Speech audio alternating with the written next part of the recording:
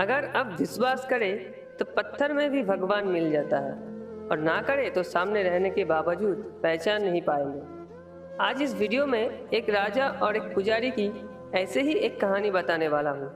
एक राजा ने भगवान का एक सुंदर मंदिर बनाया और उसमें एक पुजारी को काम पर रखा। इस बात को बहुत समय बीत गया। अब राजा भी बूढ़ा हो गया था, लेकिन राजा का एक नियम था कि वो हर सुबह अपने सैनिकों के साथ फूलों की माला भेजेगा और पुजारी उस माला को भगवान के गले में पहनाएगा। उसके बाद जब राजा भगवान के दर्शन के लिए आता तो पंडित जी भगवान के गले से माला उतरकर राजा के गले में डाल देते। यह लगभग रोज की बात थी।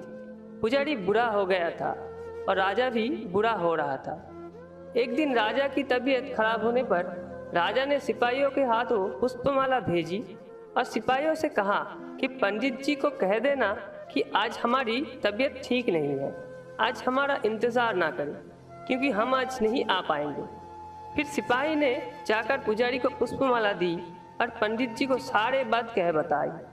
पंडित जी ने श्री कृष्ण को पुष्पमाला अर्पित की तो पंडित जी ने सोचा कि इतने वर्ष हो गए, भगवान का ये हार हमेशा राजा जी पहना करते थे, लेकिन मैंने खुद आज तक इसे कभी नहीं पहना है।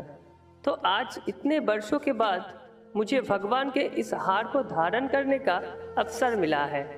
यह निश्चित रूप से भगवान का ही इच्छा है, इसीलिए यह परंपरा भी थी। भगवान के उस हार को कैसे छोड़ देंगे, और ये परंपरा भी थी। पंडित जी ये परंपरा तोड़ना नहीं चाह रहे थे, इसीलिए इस बार पंडित जी ने वो हार अपने गले में डाल दिया।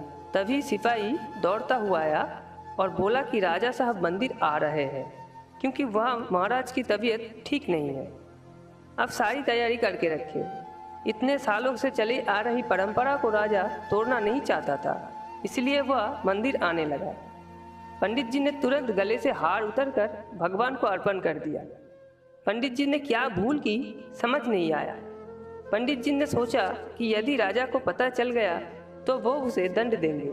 अब जब राजा आया तो प्रतिदिन की भांति पंडित जी ने भगवान के गले से हार उतरकर राजा को पहना दिया, लेकिन राजा की नज़र माला पर पड़ी। माला पर सफ़ेद बाल गिरे हुए थे और उन्होंने महसूस किया कि सफ़ेद बाल पुजारी की है। राजा ने पुजारी से पूछा, क्या तुमने ये माला पहनी थी? सफ़ेद बाल कहाँ से आया? तो पंडित जी डर गए। डर के मारे कह दिया कि ये सफ़ेद बाल श्री कृष्ण का है, भगवान का है। राजा को गुस्सा आया कि पंडित ने धोखा दिया और ऊपर से झूठ बोल रहे हैं, और उन्होंने पूछा, कृष्ण के बाल कब सफ़ेद हुए? ठीक है, कोई नहीं, मैं कल सुबह के समय आऊँगा, फिर देखूँगा श्री कृष्ण के बाल सफ़ेद हुए या नहीं। और ये याद रखना पंडित, अगर बाल सफ़ेद नहीं काले हुए तो इस फरेब के लिए तुम्हें फांसी पर लटका दिया जाएगा। राजा नाराज होकर चले गए और इधर पंडित जी को अपनी मृत्यु दिखाई देने लगे। उन्होंने भगवान कृष्ण को प्रणाम किया और कहा कि भगवान मुझे क्षमा करो, मुझे लोभ हुआ और सोचा ये माला मैं भी पहन लूं। भगवान मुझे बचा लो, नहीं तो कल मैं निश्चित रूप से राजा के हाथों मारा जाऊंगा। पंडित पूरे रात भगवान से प्रार्थना करता रहा, रोता रहा। अगली सुबह राजा श्रृंगार के समय आया और राजा ने पंडित से कहा कि पंडित मुकुट उतार दे, मैं बांके बिहारी का बाल देखना चाहता हूँ। पंडित जी ने घबराकर मुकुट हटा दिया और मुकुट उतरते ही राजा के होश उड़ गए। कृष्ण की मूर्ति के सफ़ेद बाल थे, लेकिन राजा को लगा कि पुजारी फिर से चल रहा है। क्या उसने अपने जान बचाने के लिए उसने बाल रंगे थे? इसीलिए उसने जांच करने के लिए बाल तोड़ना शुरू कर दिया, और जैसे ही राजा ने बाल उखाड़े मूर्ति से खून निकलने लगा। ये देखकर राजा भगवान के चरणों में गिर पड़ा और क्षमा मांगने लगा। भगवान मुझे क्षमा करे, मैंने बहुत बड़ा पाप किया है, मैं सही और गलत के भूलकर संदेह से इतना अंधा हो गया हूँ।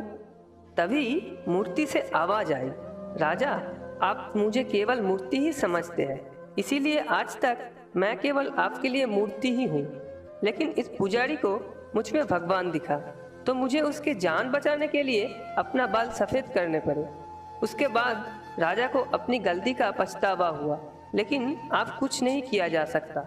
इसीलिए कहा जाता है कि पत्थर में भी भगवान होता है। यदि आप ऐसा नहीं मानते हैं तो भले ही भगवान आपके सामने प्रकट हो जाए, आप उनसे उनकी सच्चाई के बारे में पूछेंगे। यदि आप वास्तव में ईश्वर को देखना चाहते हैं तो आपको केवल महसूस करना है। परमेश्वर पर बिना शर्त विश्वास रखे और बिना किसी रुकावट के अपना काम करते रहे सर्वशक्तिमान आपको निश्चित रूप से अपना फल देंगे।